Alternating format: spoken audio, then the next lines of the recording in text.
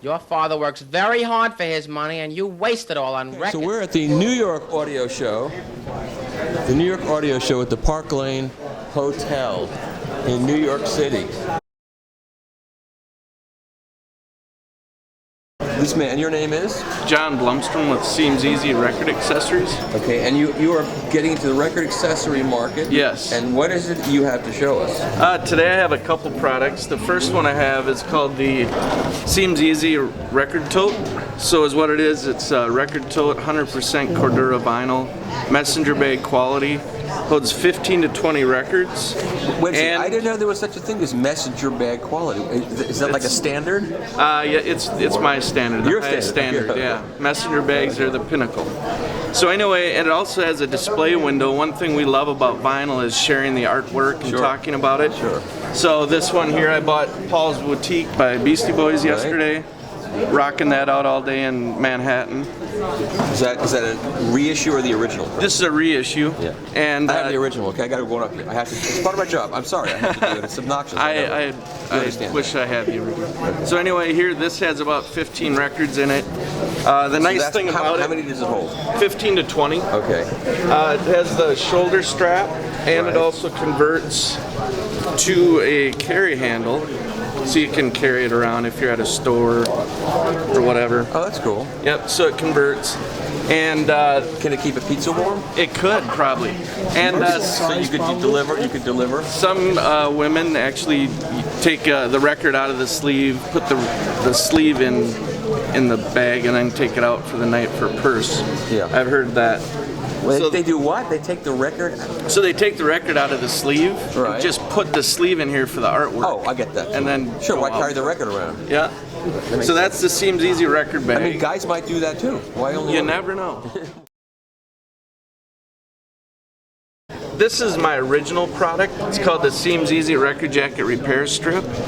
So it's what this allows us to do. Yeah, let me see this. This is important. So now we're getting to something that's not just... Here's a sad James Taylor. This is what you do? This is what people do. This is a worst case. This is medical tape. Medical tape. We have Hank Williams here with Scotch tape all the way around, then upside down and sideways. You've been hanging around at Goodwill's, I've seen. Yeah. So, which is not a bad place to hang out. There are some great records. So when I first started buying records, I'm liking this already. I was buying records in the $1 to $15 range. Yeah, which is great. Right. So is what we have here is a damaged jacket. Okay, don't ever hold a record like that. Don't do that. Okay. Right. That's a good point. Okay. This is for demonstration purposes only. only. It just doesn't make you look good. Okay. I'm just kidding. I'm just busting you. So So we have the Seems Easy record jacket repair strip. Okay. So it's made for records that were developed or produced from 1940s up to the mid 1970s. Okay. Where they were index board, folded over, and then this label was printed and glued on. So the top and bottom were never intended for 5 years, let alone 50 or 40. And then, So I developed this because I could not stomach putting tape on the outside of a beautiful piece of artwork. So you put this on the inside? Yes, you do. Oh. Yeah. Let's see how this works. So I suggest that you do not do this without washing your hands. Don't handle your records without washing your hands either. Right, well there's that. Get the grease off your hands. So you see, just pick and peel this. Oh, look at that, pick and peel, okay. And then, this is key. Come on the inside. Key and peel. This is an extreme... Can you hold that for it? No, this is okay. Okay, it's easier when it's completely, the seal is Yes, and you can cut these to length. And I also have one on the way that goes on the inside with an index board.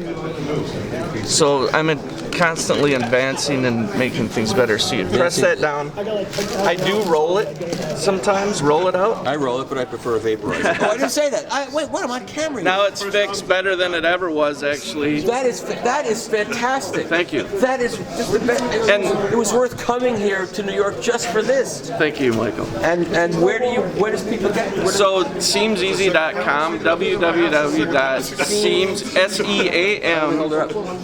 All right. SEAMZEAZY. And that, you know, you could hire that guy. There's those Zifa commercials. There hey, you go. Seems Absolutely. easy. Your record split. You get the seems easy. Keeps your wife up. So I hate that guy. So should I hire him or not?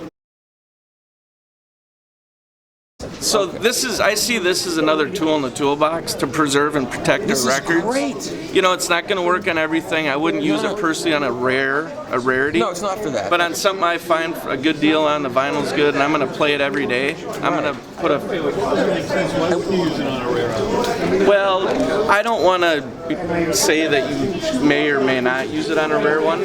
That's up to the user's discretion.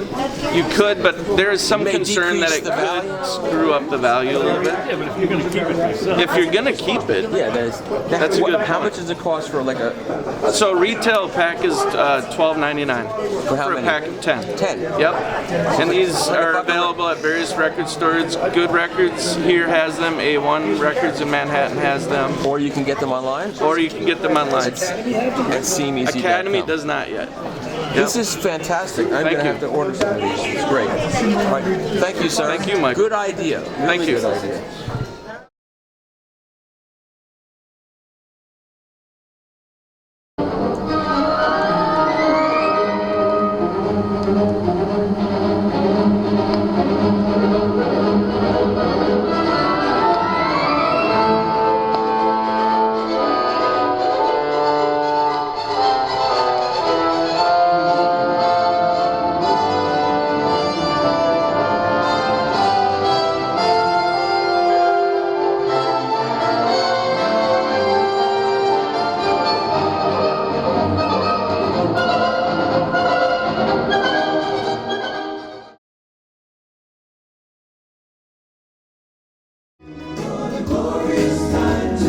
Okay, we know this turntable because I reviewed it. And this is the airtight, what is this called? ATC5. The ATC5. The lighting is terrible for this. It's a full functioning preamp. It's all tube. Uses But it's 12 early. AX7s in the line stage and three 12 AX7s in the photo stage. And what is it going to cost in America?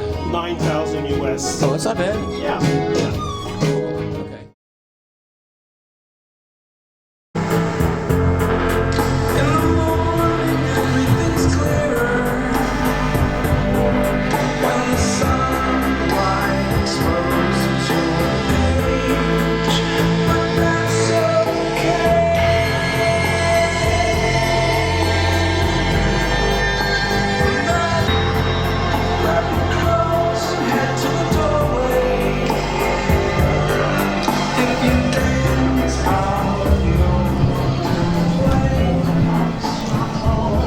See, what you do is you come to a hi-fi show, you spend all this money for a room, and a reviewer walks in the room, and you spend your time on the telephone, not even looking up and seeing who's there. Really brilliant.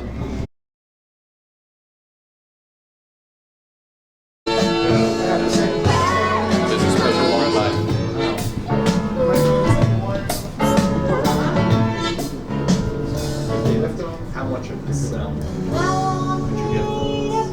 95. Really? Okay, so this This is the final production unit. this is the modular cards. We were looking in with it last night. It was made Thursday and he flew in with it Friday and we set it up. Very beautiful. How's it sound? Welcome! Good morning, I'm Peter. glad you made it. Yes, stuck on a Queensboro Bridge again. Veterans Day parade today. All these drivers and everything. And so what is this selling for in America? It will be with input card and an output card. We're looking at probably 12,000 or 11,900. We will really determine exactly, but it's gonna be that neighborhood. Right. And that's just one card, one input card, One input card and one output card, and you can select between a tubed output card or a solid state output card. And then there will be a variety of phono cards and DACs and everything like Yeah. that. And what do you think the average extra card is going to cost? We're looking at probably something between 700 and 1,200 depending on the Oh. card it is. So That's good. Yeah, it is. The benefit of it is that you don't need all new infrastructure every time you want to add something. Correct. You don't need to add a power supply. You don't need to add a chassis. It's all. Exactly, and I don't know if Udo told you this feature, but for instance, if you select this into phono, it will shut down all the other cards, so it becomes a giant phono stage. Right. Or if you turn it into DAC, the digital, it will shut down everything else and it becomes a giant DAC. So it shuts down everything else and just runs that particular source that you select for it. Very cool. Yep. Okay, thank you, sir. Here's inside that. We showed this in Hong Kong, but I think this is a very cool design. I know not everybody goes for high tech like this. I don't know. It worked fine yesterday, today. I happen to think it's very, very cool. I have a playlist. Many benefits of this kind of design. That's Murphy's love for you. This is something else entirely. Oh, man, yes. Yes.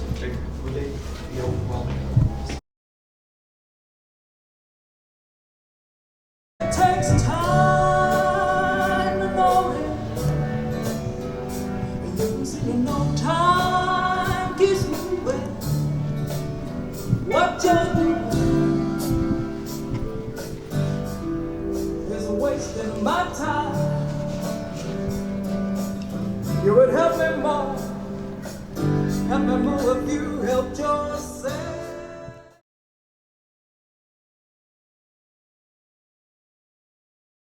I try thinking, but nothing happens. Okay, so Chad, this is, I never saw this record. This is Steppenwolf's The Greatest Hits, and there are there are three ways of doing this. You could do it digitally, or you could get their cutting master, original cutting master, which was probably duped who knows how many generations down, but you didn't do that. No, we can get the compilation that they made a long time ago. Sometimes those are even hard to find. Right. But we had them send, I forgot if it was 6 or 7. This came from about 6 or 7 different records. Right. So we were able to get all the masters for those 6 or 7 records. I mean, it took a long, long time because they'll send you the wrong tape sometimes. Right. Not everyone were they even able to find the master, but most of them we were able to get the true master of the record, and then we transfer it to analog. Well, it starts analog. It starts analog, but most people transfer it to digital. So you go one off the master to assemble a cutting wheel. Right. Now, we like to do it that way because we think that ours is going to be better than no telling what they did to make the original compilation. Right. And so this took thousands of dollars, a year's worth of time. And I didn't even know about it. When did it come out? It just came out. Oh, it just came out. That's what I didn't know about. Now we're also doing the James Gang Greatest Hits. Oh, same way. Now the James Gang Greatest Hits featuring Joe Walsh. Right. Now that one, it's made of 3 albums. It's made of your album, Rides Again. It's made of 3 albums: Rides Again, your album, and Thirds. Right. So like 3 or 4 songs off of each. So we were able to get 2 of the 3 masters very easily. Now we're having trouble getting one of them. Yeah. But we're doing that too. So when they buy a Greatest Hits album from us, I mean, it's really, we went through a lot, and it should be as good or better than anything. But you know what? I think I might be done with Greatest Hits because it's too hard. It's too hard. It's too expensive. And you know what else, Chad? Really, when someone makes an album, that's not a Greatest Hits. It's an album. It's put together a certain way. When you put a Greatest Hits compilation together, somehow it's not as satisfying to listen to in some ways. Yeah, listen, I'm an album guy, but when it comes to, to me, all of Creedence's albums are good. That's right. Until maybe Mardi Gras. Yeah. But bands like Steppenwolf and James Gang, I'm sorry, I mean, I know a lot of people love them, and I'm not gonna, I don't want to make them upset, but a lot of their albums, they're filler. Yeah, the greatest Steppenwolf's great songs are up here, and the rest of their album songs are like here. To me. So, to me, James Gang and Steppenwolf, greatest hits on them are a lot better than... John Kay, I was supposed to open for him at Max's Kansas City. The club, Max's Kansas City. I was supposed to open for him, and I got there, and he didn't show, so I had to do the entire show myself. You're kidding. Son of a bitch. Yeah, I did the whole show. I did the whole show, and it was good, actually. Okay, man, I gotta keep moving along. Okay, who says hi-fi has to be expensive? These are new Kef. I'm at the Tweak studio. Hey. Arnold's the man. And so these are Kef. What's the model number? These are the Q300s. They 300s. retail for $595 per pair. $595 a pair. And this is an AVM streamer, and how much is that? That one is $4,900. So it's so like for $6,000 you got.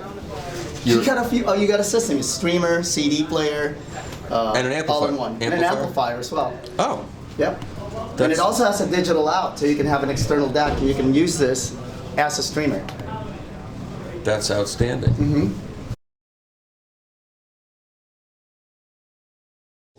Now we run until we cost the show. Ready or not, here I come. You can't hide. Gonna find you and take it slowly. Ready or not, here I come. Audio note turntable. Gonna find you and take it slowly. It's gun to our souls, we just can't trigger chemistry. I need a lot of things that you can't really give to me. I'm screaming on mute, cause you ain't really hearing me. The hardest that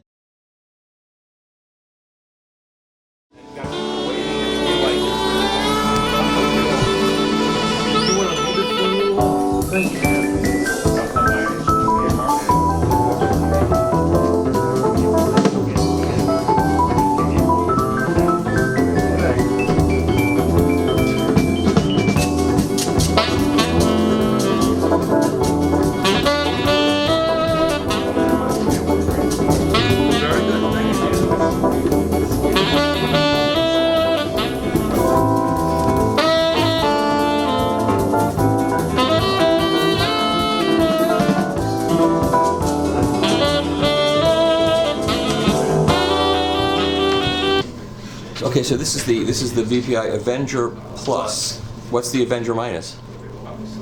Okay, so this has got the magnetic. So this is the rim is driving the lower platter, which is magnetically decoupling from the upper platter. So the upper platter is just going along for the ride. And it has the infrasonic isolation feet on it. Which are these down here? Right. And what does this turntable cost? This is like $30,000? Something like that. And really, you have to get it from Matt. Just, give him right. a little phone, he'll tell you. And is this the new arm? Or? No, the new arm is the one downstairs. That's the one that's really, I forgot how long it is, but it doesn't even have a turn on the cartridge. The cartridge doesn't need an angle. This is the 12-inch arm. Okay. Well, then they're saying there's no skatings, but they have anti-skating connected anyway, which I don't understand. But okay. No. This one is anti-skating. The one downstairs doesn't need anti-skating. That's the longer one I'm talking about. Yeah, well, I'll be the judge of that. Okay, so what else have we got in here? You got a solution CD player, and then that's a DAC. It's the Krell DAC. Okay, and then down there is a preamp. That's the Illusion 2. Preamp? Yes. And what does that sell for? 75. 75,000? Okay, that's much better. Yeah. Okay. 7,500. Okay, and the amps? Those are the Solo 375s, and they retail for $87.50 each. And the speakers are the Alta Audio. The Hestia Titaniums with the accessory feet. And what do those sell for? $32,000 for the speakers. The feet are additional $3,000. Yeah. And where are these made? Connecticut. Oh. But it's not part of the Krell. No, it's just another Connecticut. Alta Audio. Yeah.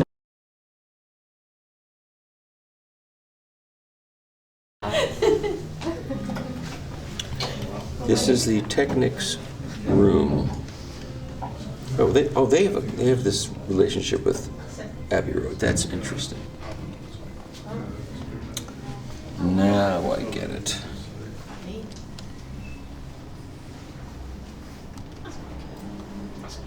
I'm going to put my old Burt Bacharach album on. Why not? Because we're in New York City.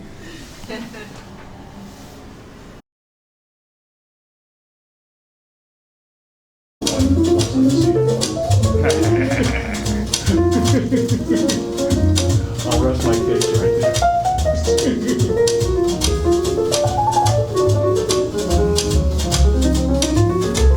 It's okay to say hello. I didn't recognize you from the back.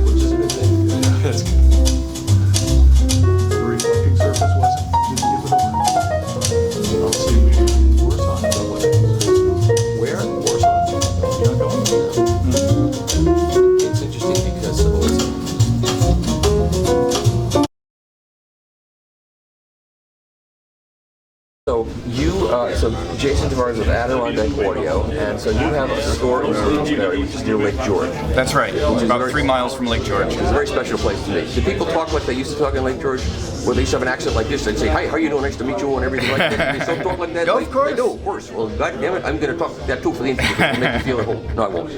So you decided to open a store in Queensbury, which is it is kind of, would rural be the right word for that area, or semi-rural at this point? It's kind of a resort area, you know, and we're less than an hour from the capital region of New York, the Albany area. Right. We're half an hour from the Vermont border, and almost halfway between New York City and Montreal, right off the highway. So it's a convenient location, but yeah, it's a little, it's still, you know, far away, off the grid. Yeah. And so you opened in this location because you feel it was centrally located within that area? Well, I'll be honest, I relocated to the area because I was teaching history. And I found that there were no hi-fi shops. In 2005, 2006, there was virtually nowhere for me to go anywhere close to buy hi-fi gear. There were hardly supermarkets there when I used to go to So even in the Albany area, there really wasn't anything for two-channel enthusiasts. I mean, my passion is two-channel. So I found a company that was doing custom integration called Adirondack Audio and Video, and I bought in as an owner. And I convinced my partners to let me open up a hi-fi store because we had a great location in terms of the building. We have like 3,400 to 4,000 square feet of showroom space. Wow! Which, when I first saw the place, it looked like a furniture store because it was set up to demonstrate Crestron home automation systems and such. But I thought it would be an ideal place to have some listening rooms, have a dedicated theater. So I started bringing in hi-fi gear, and I found that people were driving quite some distance to actually make my store a destination. Wow! And so I pull from all the state of Vermont, I pull from Western Massachusetts, of course the whole Albany region, and all of the North Country. And many of my best customers, they're driving 1, 2, as much as 5 hours. I had somebody come from the coast of Maine just to come audition loudspeakers. And so what brands do you have in the two-channel area? Well, like I'm presenting here at the New York Audio Show, I have Luxman, I have Triangle loudspeakers, Nordost cables. In addition, I have Totem Acoustic, I have Monitor Audio, I have Kef, I have Golden Ear, I have some new lines I just picked up, Dyne Audio, Focal. On electronics, I sell Macintosh. Makes sense. I sell Rogue. Yeah, Macintosh is very close, the factory. Rogue Audio. So you have a mix of American brands and Scandinavian brands. And Hagel is another one that I sell. And you have turntables? Yes, actually I import a line of turntables myself from Serbia. It's called Soul Lines. Oh, I don't know that. Yes, it's started about 5 years ago. He was an engineer who was designing yachts, but his passion was music. And he started repairing people's and improving people's turntables until he decided I could design a really great turntable and be able to manufacture it for very little money. So he started this company, and I discovered him going to the Munich show one year. I must have seen it there, because I see everything in the Munich show, but I don't. Yeah, there's actually some good reviews out there, and it's a very high value line. It's entirely manufactured in Serbia, but with very high quality parts. And including the arm. The arm's made there too. Nope, it comes with a variety of arm boards. So you mount whatever arm. It comes with Rieger and Lin and SME boards. And how much interest is there in that so far in analog up in Queensbury? Well, I sell more turntables than CD players at this point. Really? Yes. And what about record stores? Do you use stock? I sell records at my store. I sell used and new records. And yeah, I mean, really, the young people who come in, they're coming in either to buy headphones or record players. It's very interesting. I love hearing that. Well, that's fantastic. You said you have 2 stores? Yes, I have a branch location in Manhattan. It's by appointment. It's on East 57th between 1st and 2nd. And, because we service so many vacation homes, up in the Lake George area and in the ski resorts. Right. I started to collect quite a few customers down in the city, which is where their primary residence is. So they really encouraged me to open up a location down here where I could bring people in and demonstrate equipment. Wow, this is a fascinating story to do that at this point in time. People are so negative about two-channel audio and hi-fi, but if you build it, they will come. There's a lot of enthusiasm still out there. And for vinyl and turntables, and young people are coming in. More and more, yeah. Well, next time I get up in that area, I will certainly. And you're up there most of the time. Yes, we have regular hours up there. We're open all week. And so, would you say that most of the business there is still in custom install? Yes. And does that subsidize the two-channel, or does the two-channel? Yeah, I mean, I'm not sure a two-channel hi-fi store can survive nowadays unless you've been in business for 30 years and you've got clientele built. I mean, to open a two-channel store would be a daunting and potentially dangerous task financially. If you cover both, you're okay. But custom installation, it's thriving, and people are ready to spend a lot of money when they're building a house, so that helps a lot. Now, when did you open the store? When did you buy into the store? 2010. Okay, so it was just when the market. 2 years after the big crash, which apparently negatively impacted custom install because people lost their Although it's interesting, we experienced growth every year since we opened. Even the custom install side opened in 2008. It actually opened just a couple weeks before Lehman Brothers fell. Wow. But, we work on very high-profile projects. The one percenters. Right. Really, they weren't hurt. Yeah. Well, this has really been fascinating. I appreciate you talking with me. It's my pleasure. Thank you. Thank you so much.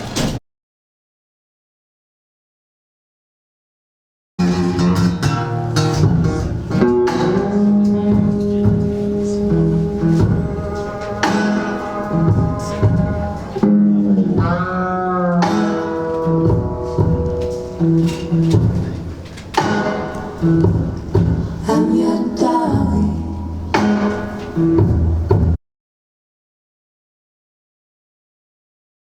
I love the colorful clothes you wear, and the way the sunlight plays upon your head.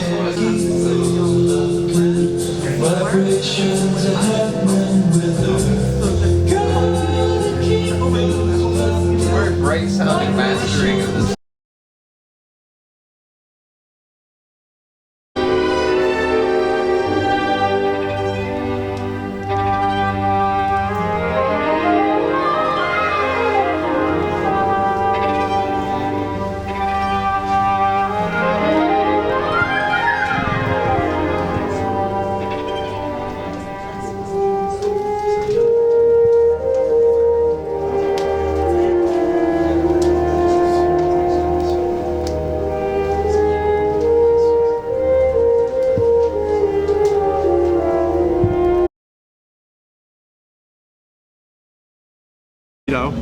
Okay, this is David Toledo, like Ohio? Yes. Okay, and your uncle? My uncle is Dominic Romeo. Is he still around? No, he passed away like 20 years ago. Okay, Dominic Romeo, and he was from Bell Sound. He was the cutting. He was guy. the mastering engineer for all the Rolling Stones 45s on London Records. And the LPs too? And the LPs too in the early 60s. They have Bell Sound. He also cut George Harrison's All Things Must Pass. He cut all the Dionne Warwick stuff. Yeah. All Burt Bacharach stuff. And before the Stones in the 50s, it was like, I don't know whose those were, but all the top artists. Oh, if you see Bell Sound in the interview room area of a record, I just wrote it. They cut a Lightning Hopkins record. Okay. Cut that came out on Verve Forecast, and then it also came out on Tradition Records, but cut from that same. It was the same lacquer, same metal parts. It's insanely great. When he brought home her Satanic Majesty's Request, he told me that they drove him nuts with that pressing. Okay? Who was they? Mick Jagger and Keith Richards. Oh, This is these are the stories that are like, you know. Yeah, the great stories. Too Thank bad you. we didn't get to him while he was still alive to get the stories on video, you know? Yeah, exactly. How old did he live to be? He lived till like 72, something Oh my God, like that's that. terrible. And then he ended up at Frankfurt Wayne, you know Frankfurt Wayne Mastering Labs? yeah. First he went from Bell Sound to Media Sound. Right. Media Sound was on 57th and 8th where that little Buster Bartok is. Right. And then he went to Frankfurt Wayne Mastering Labs. Yeah. They were in the Ed Sullivan Theater building. Right. He passed away at age 72? Yeah. Exactly. Well, he was a heavy drinker. I don't know. Do you remember the man? No, I never met him. Yeah, he was a heavy drinker, very overweight his entire life. What talent? We went to NOLA Studios on 57th Street for like a reunion, and like he was sitting by the door, and everybody had to shake his hand. Of course. Everybody. Great stuff. Right. What a Great shame. stuff. What a shame. His kids have all the pressings. Wow, where are they? Were they in New York? They're in Mount Kisco. Mount Kisco. We drove up there. Some guy up there ripped them. I keep telling him you gotta dig these things out. Yeah, they're Some worth a lot guy of up in what's the town right over the tap? There's he just made a 50th anniversary remaster of the Satisfaction on 45. Oh, it's Scott Hull probably. No, not Scott Hull. Mike Rosati, something like that. Oh, Carl Rawati. Carl Rawati, that's him. Yeah, exactly. So I called him up. Yeah, he did I told him my uncle did that. Yeah, he did a 45 12-inch of Satisfaction from analog tape. Yeah, from the original tapes. Yeah, it came out really good. Well, if you heard the sound off the 30-inch IPS, yeah, sure. Forget it. Yeah, that's where all the sound was. Okay. Yeah. Well, I held those tapes in my hand at APCO. Okay. The remasters suck, man. I bought the remasters. Some stuff they're garbage. You don't know who's mastering that. I know who's doing everything. No, they're not garbage. They don't sound like the originals. Well, they're different. For different reasons. And they're good. They're different. You know, a lot of those early records, I'm sure your uncle has to cut the bass off. Oh yeah. Those cheap turntables could not track those records. So the bass is back, and the dynamics. He had limited dynamics. I mean, the record could cut all the dynamics, but they couldn't put them in the record because the turntables kids were using couldn't handle it. You listen to the 45s, man. I have a garbage at home. Yeah. You put on those 45s, the sound jumps out. Of course. Yeah. Everything is crystal clear and wide open. You could, you know how they talk you like you go right in there because those were. First of all, the sound was captured differently. Everybody was playing at the same time. The mics were set up. Yeah. Oh yeah, that's right. And then you just let's do it, and that's it, and you got it. Yeah. Anyway, nobody knows how to do that today. But great talking to you, really. Thank you, sir. And listen.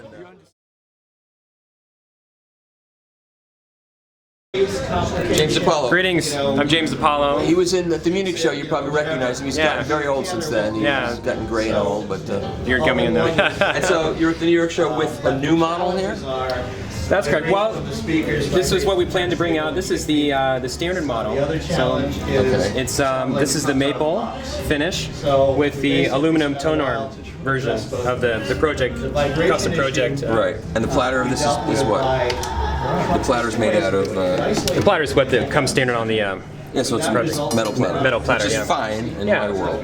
We can upgrade that to acrylic. Right. No, I'd rather have metal than acrylic, but that's me. Oh, okay. I don't like acrylic at all. All this new. Now, what is this going to sell for? So we have a special intro price right now.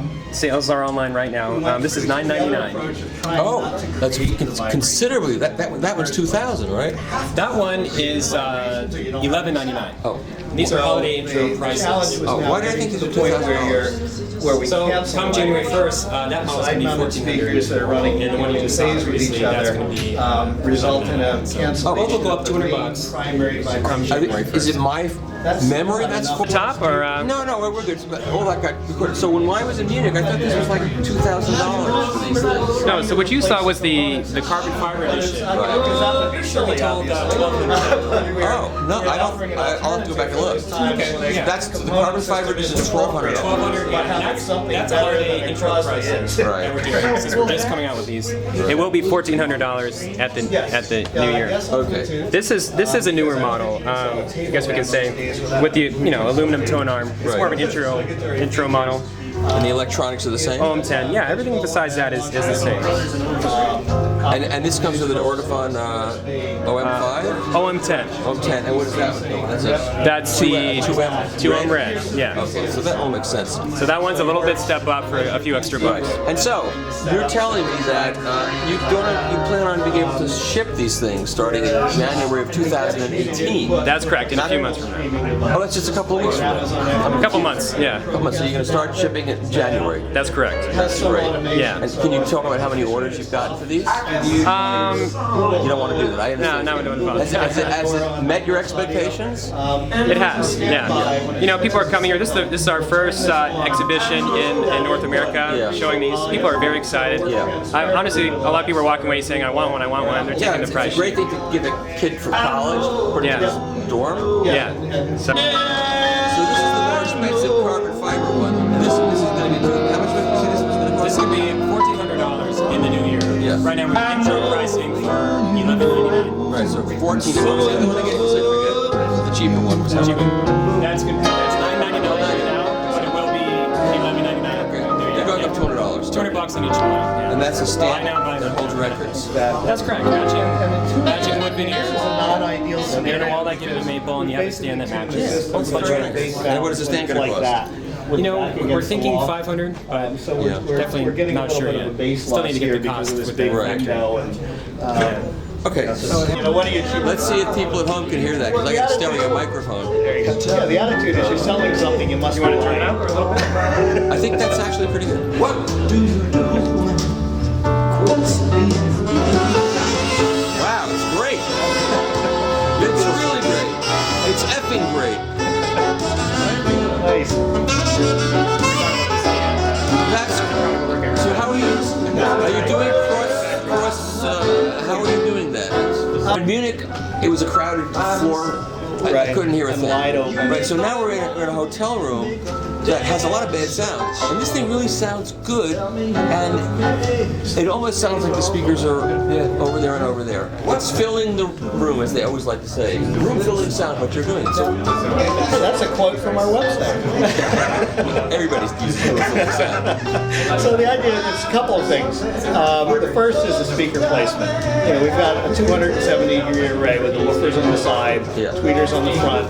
That helps to kind of spread the mid-range down. More than that. There is more than that going on. And that's activated by this little button here, where I've just taken it out of wide mode. Right there, you know, in the pure non-wide mode, it's a little bit narrower. But it still sounds good. Still sounds good. Yeah, it's not coming out of the box. That's the important thing. Now, what's happened in a lot of these radios and other products where you see these widening, you know, algorithms and whatever, what they're doing is mostly just phase shift between the channels. We're using a licensed DSP algorithm that is more related to a sophisticated head-related transfer function. So it's more like the stuff that gaming headsets use to give you the illusion of front and rear. Developed with real studies, not just somebody saying, let's connect this on a phase. So it gives you that effect, but without the sort of ethereal voices floating and washy sounding. Where this still sounds like the way the mixer's meant it to sound, as opposed to electronically reprocessed for stereo. Exactly. No, it's fantastic. It's got some more sophisticated.